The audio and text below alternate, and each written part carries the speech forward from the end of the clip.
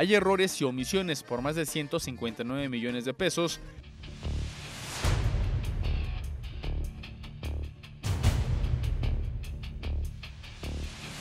¿Cómo tratan los turcos a los sirios y cómo te trataron a ti?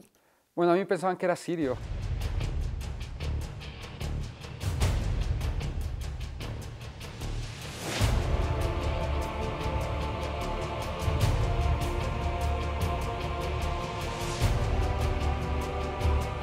Él es Hilario Ramírez, mejor conocido como Layín, alcalde de San Blas y aspirante a la gubernatura de Nayarit. Los 3 libros que han inspirado su vida.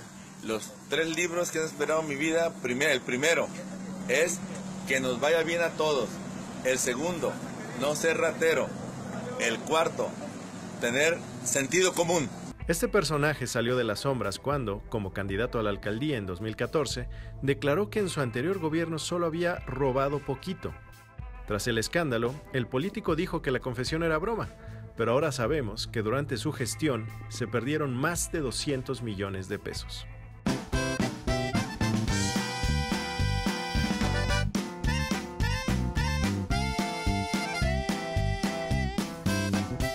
Que le robé a la presidencia, sí le robé, poquito porque está bien pobre, poquito, le di una resuradita, nomás una resuradita.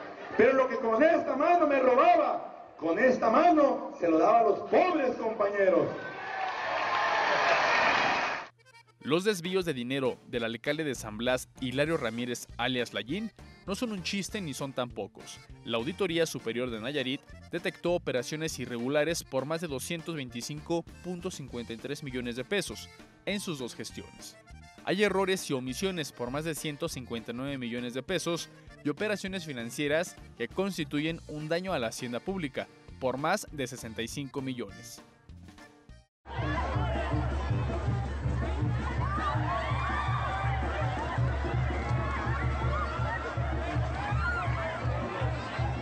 La Auditoría Estatal descubrió que se hicieron retenciones a los trabajadores del ayuntamiento, pero que nunca fueron transferidos a las instituciones correspondientes.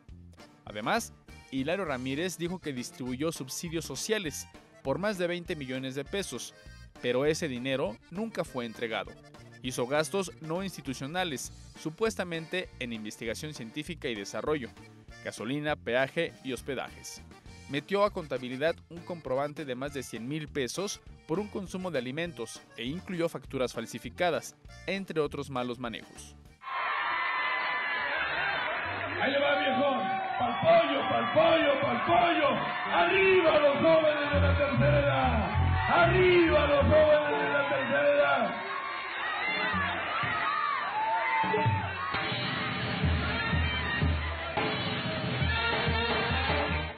Layín es un consentido del gobierno.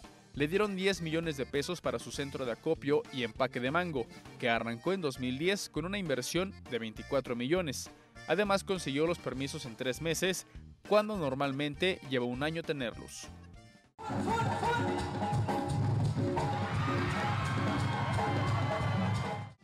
En el territorio del alcalde, algunos delitos no se han perseguido, pero otros sí. El 12 de mayo de 2005, Layín fue detenido y consignado por portación de un arma con 32 cartuchos. Salió rápidamente gracias a sus relaciones personales con funcionarios del gobernador priista Ney González. Además, el hermano del alcalde de San Blas, Filiberto Ramírez, fue ingresado al penal de Tepic por fraude. También salió por las relaciones políticas de Layín. ¡Felicidades! A ver, joven quinceañera, ahí tengo un carro 0 millas. Viene desde San Blas, Nayarit, para que vaya a la escuela. Cuídense mucho. ¡Felicidades!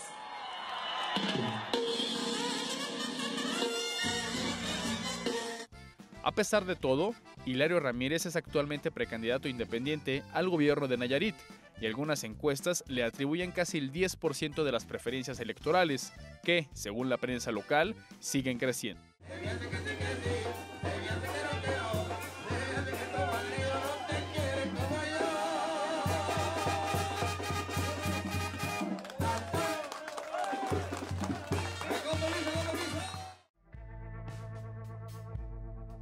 Esteban Rodríguez, colaborador de El Universal, investigó las operaciones irregulares del alcalde de San Blas. Tocayo, este personaje, el famoso Layín, ¿qué tan extraño es en el contexto de la política mexicana en el que conocemos un montón de políticos ladrones, montón de políticos sin escrúpulos? ¿Por qué tendríamos que prestarle atención a este tipo?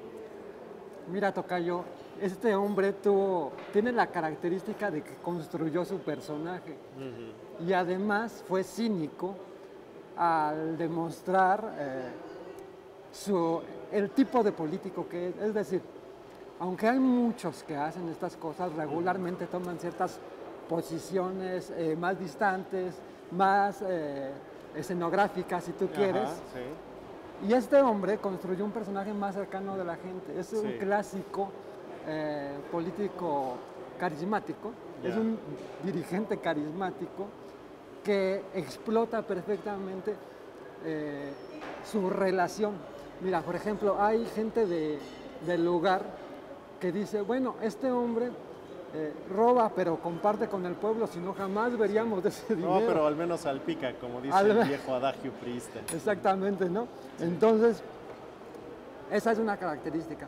Otra característica de este tipo de individuos es, por ejemplo, una más nociva, que utilizan a las policías municipales como sus propios pistoleros.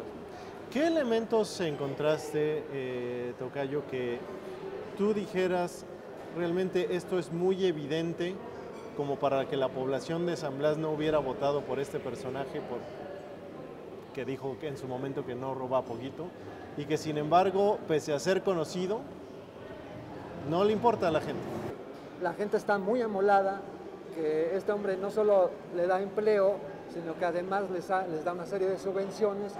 Es decir, es la clásica historia del cacique local que utiliza programas oficiales para crear una clientela y a partir de ello usarla para ganar. Sobre esta mención de que Layín, por todos los recursos que maneja, el asunto del crimen alrededor de su familia y de él mismo, ¿qué tanto podemos decir que hay una sospecha fundada de su pertenencia o de que lo financia el crimen organizado? Bueno, es un rumor en toda la región. Es un rumor, yo no sé si alimentado incluso por él mismo, aunque él... ¿Por él mismo? Bueno, okay. Es que hay una serie de actitudes que dejan entrever pues ciertas afinidades, como esto que te comentaba de las policías como pistoleros personales, ¿no? Las policías municipales. Entonces hay por lo menos una serie de actitudes que se asemejan mucho con muchos de los capos del narcotráfico. En el caso de la eliminación del H2, después de que es eliminado por la Marina, se desata el rumor en la región de que había fallecido el patrocinador principal de Layín. Esto no quiere decir que sea cierto. Lo que sí tenemos es un escándalo muy grande al respecto y también la exigencia de ciertas personas de que sea investigado y no ha sido investigado. Sí. Y al parecer a nadie le interesa investigarlo. Sí. Eso es lo más interesante. Hace unos días, la bloguera Tamara de Anda denunció por acoso a un conductor de taxi por gritarle "guapa" en la calle. Desde entonces no ha parado de recibir críticas, burlas y hasta amenazas. Un taxista me acaba de acosar, me acaba de decir "guapa", lo cual negó inmediatamente. Es un taxi de Easy Taxi, para que le pasen el pitazo a Easy Taxi. Es un taxi con placas A16057. Pasó una camioneta de la Secretaría de Seguridad Pública y nos vamos a ir al MP porque quiero proceder, porque estoy harta de que esto siempre pase y no haya consecuencias. Tamara de Anda es una bloguera que en días pasados decidió denunciar penalmente a un conductor de un taxi de la Ciudad de México. El chofer le gritó "guapa", incurriendo en una falta administrativa. Tras su denuncia, vinieron las críticas en redes sociales.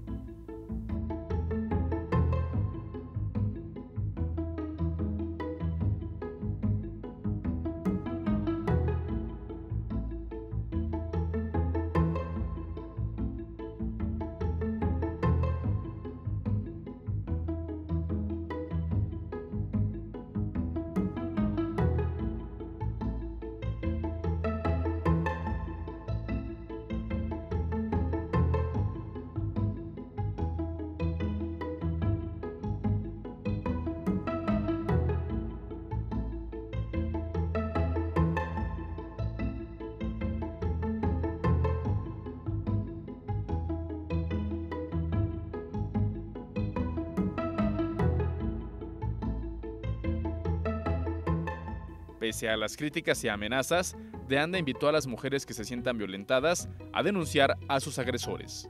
Cuando pasaron los hechos y yo enfrenté al señor, él me dijo, no, si no te lo decía a ti, y la calle no tenía ningún otro peatón. Entonces es el clásico que te aplican, la de, si te crees tan guapa, no te hablaba a ti, pinche fea.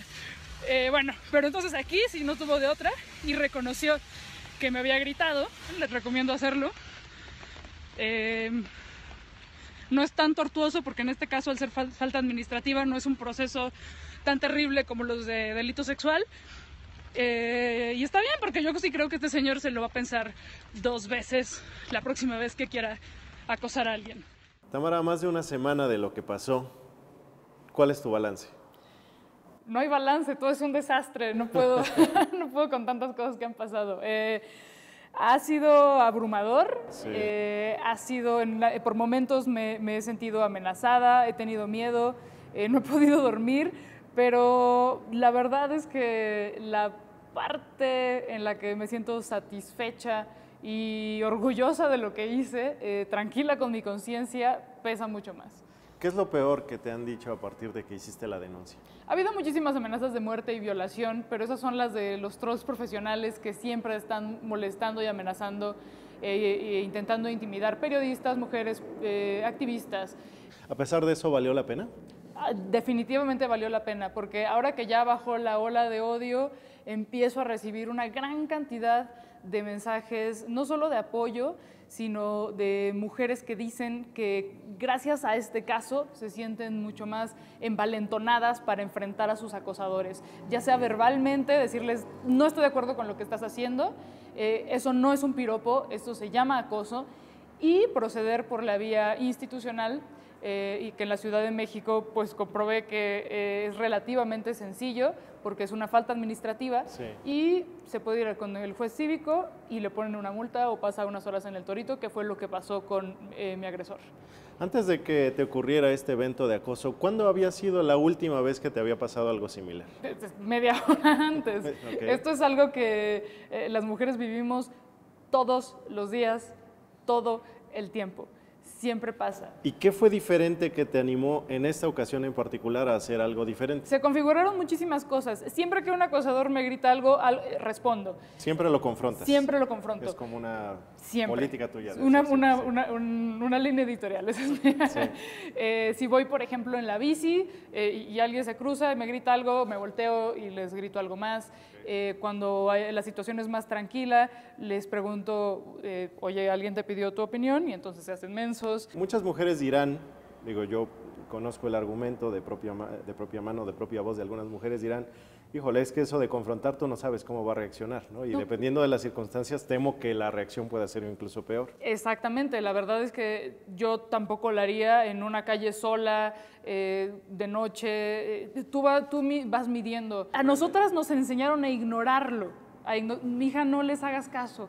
Y ellos históricamente nunca han recibido una confrontación, incluso si te volteas y se los agradeces, se sacan de onda muchísimo, ya no te pueden ver a los ojos. En el tiempo que tú llevas de analizar este tema y de estar reflexionando acerca de él, ¿has visto un cambio en la mujer mexicana en general acerca de cómo aborda este problema? ¿O tú crees que algunas otras mujeres tienen esta iniciativa de cambiar, de hacerlo diferente, pero en general la sociedad se mantiene igual? No he visto un cambio radical. A veces sí me da mucho gusto ver a mujeres sacando a los hombres que están en los vagones exclusivos del metro o en el área, sí. Que es algo muy, muy polémico. Empiezan a gritarle y los... Ajá, fuera, fuera, fuera. Eso me da gusto porque ya existe una conciencia de que se necesitan esos espacios seguros, por desgracia. Ojalá no los necesitáramos, ¿no? Pero se necesitan. Se vuelven virales algunos casos donde las mujeres lo enfrentan a sus acosadores y desgraciadamente siempre hay una repercusión negativa en redes, pero la verdad es que en la vida real no me ha tocado ver muchos. Pues será un trabajo que tenemos que realizar todos, ¿no? De convencerlas que quedarse calladas es la peor de las estrategias. Sí, pero ¿sabes? Esa es la estrategia que ha tenido el gobierno con la campaña de Tu denuncia es tu mejor defensa, y se necesitan campañas que vayan dirigidas a los hombres, porque en el caso específico del taxista que el miércoles pasado pasó unas horas en el Torito, yo creo que nadie le explicó por qué estaba mal y por qué era una Sí. falta administrativa lo que había hecho. Probablemente por dentro de su mente él piensa que es una injusticia. Claro, seguramente por primera vez en su vida alguien le cuestionó ese comportamiento, porque lo ha visto normalizado en los medios, en otras personas, en la escuela, está por todos lados. Entonces, también me parece injusto que de pronto, sin que exista ningún tipo de información, de campaña, de absolutamente nada, pasemos de una práctica con la que los educaron a los hombres a castigarlos de alguna manera. Tiene que haber por lo menos que les den un folletito, por lo menos que les den una plática, por favor, y que las campañas, por favor, gobierno, sí las necesitamos, pero nosotras ya sabemos que tenemos que levantar la voz, quizá no nos atrevemos, pero sabemos que debemos hacerlo. Por favor, háblenle a los hombres y digan, déjenlas en paz, dejen de molestar a las mujeres.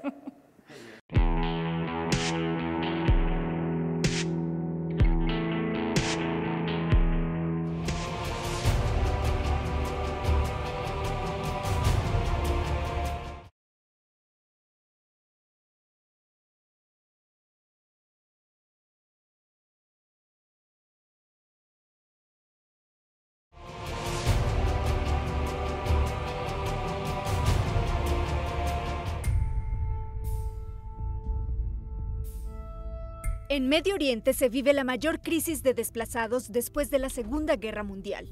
El número de personas forzadas a dejar sus hogares llegó a 8.7 millones en 2016, según la ONU.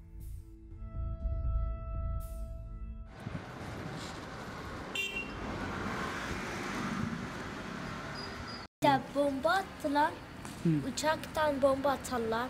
Böyle yanımızda, böyle biz evdeyken böyle bomba attılar. Cemlerimiz için kırıldı, etti. Böyle bizi de Allah sakladı. Burada da çok durumumuz kötü. Yani kiramız yüksek. Durumumuz kötü. Kardeşim süt emiyor, bez koyup.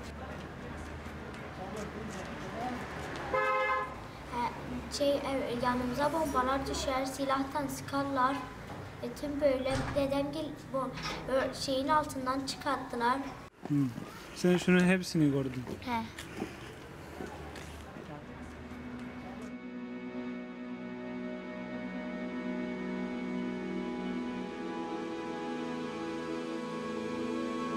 Christopher Rogel Blanquet, fotoperiodista de El Universal, viajó a Medio Oriente para contarnos estas historias. Christopher, ¿cuál es la historia de esta niña? A esta niña yo la encontré en los barrios bajos de Gaziantep, que es donde está la mayoría de asentamientos sirios. A mí me costó mucho trabajo encontrarla porque yo no hablaba ni turco ni árabe, entonces tuve que recurrir a un colega argentino que es con el que firmo las notas en Estambul. Entonces le dije, oye, ¿sabes qué? Ven, te pago dinero. Fue mi fixer, ya después se volvió colaborador en lugar de fixer. Y él, como sí habla turco, porque está estudiando allá en Estambul, nos metimos entre las calles y tocando puertas, básicamente. Nos decíamos que éramos periodistas, que queríamos documentar este contexto sirio de los refugiados.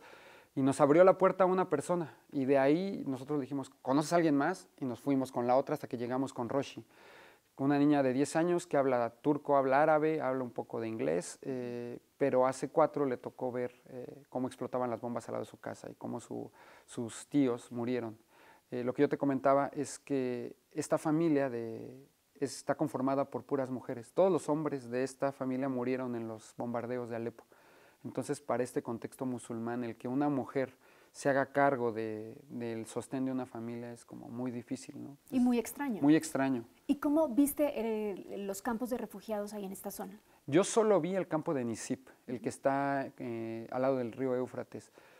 El gobierno turco te necesitas tramitar un permiso para que tú puedas ir a los campos de refugiados y solo te da, bueno, a mí solo me dieron acceso al de Nisip, que de los 25 es, por lo que entiendo, el mejor acondicionado, el que tiene cancha de fútbol, tienen televisión satelital, tienen escuelas. Al lado del de Nisip había un campo de refugiados en condiciones deplorables y yo les dije, yo quiero entrar a ese y no me dejaron. Me dijeron, no, tu permiso solo son 3 horas y en este. Y yo me quería desmarcar para meterme a las casas y hacer fotos y el gobierno me decía, no, no, no, tú vente para acá y solo hazle fotos a esto. Se entiende hasta cierto punto porque ellos dicen son estados de emergencia y pues solo te enseñan lo que ellos consideran pertinente enseñarte.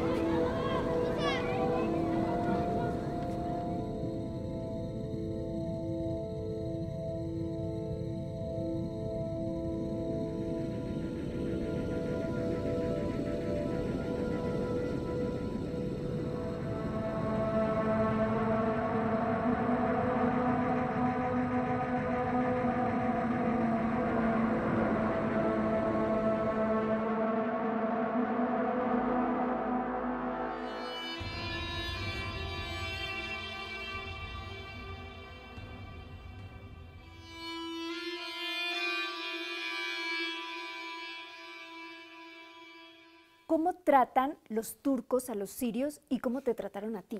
Bueno, a mí pensaban que era sirio. Todo el mundo pensaba que era sirio por mi barba o no sé. Y los tratan bien, entienden el contexto, que no están ahí por gusto, que están ahí porque huyeron de una guerra, pero también los ven como una amenaza laboral. Entonces hay esa reticencia a los sirios y eso fue que hacía que a veces me vieran mal. Cuando yo llegaba a preguntar, me decían, tú eres sirio, y notabas como esa mala vibra. Ya cuando les explicaba que no, que yo era de México y que mi compañero era de Argentina, que éramos periodistas y que estábamos haciendo un trabajo, te dabas cuenta que en realidad los turcos, aunque son un poco hoscos, también son hospitalarios.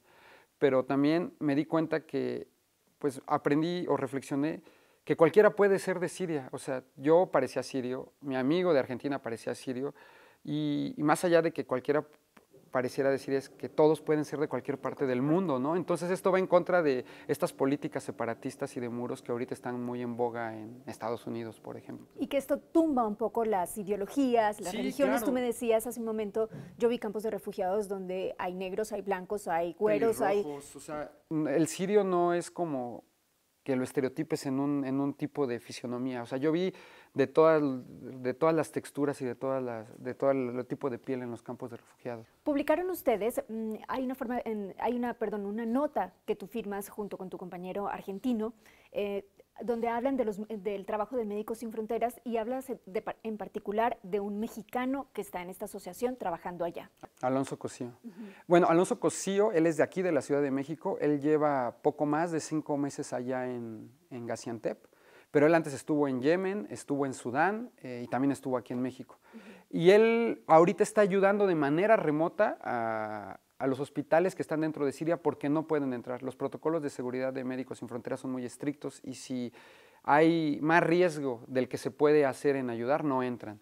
Entonces, él me decía que él quisiera estar del lado sirio, pero pues las circunstancias no se lo permiten y lo único que hacen es tener juntas en la mañana con las células de médicos autónomos dentro de Siria donde les dicen nos faltan medicinas, nos faltan vacunas o tenemos dudas con ciertos procedimientos y ellos vía remota les dicen, pues mira, pueden hacer esto, pueden hacer lo otro o les suministran medicamentos.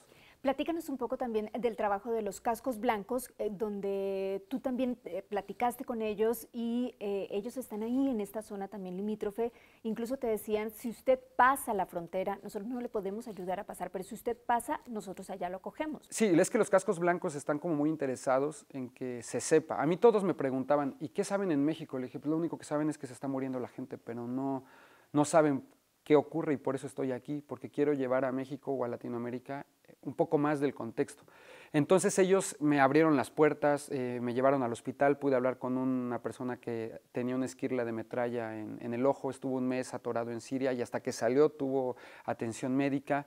Y sí, ellos me dijeron, si tú logras pasar la frontera, que ese realmente fue como mi principal obstáculo que no pude atravesar, ellos me iban a recibir y me iban a llevar a su célula a la zona de Idlib. ¿Qué es lo más difícil para un periodista en estas condiciones y en estos lugares? Para mí lo más difícil fue el idioma y la logística. Fue mi primera experiencia en este tipo de viaje de manera independiente, entonces pensé que todo se resolvía con el inglés y no se puede.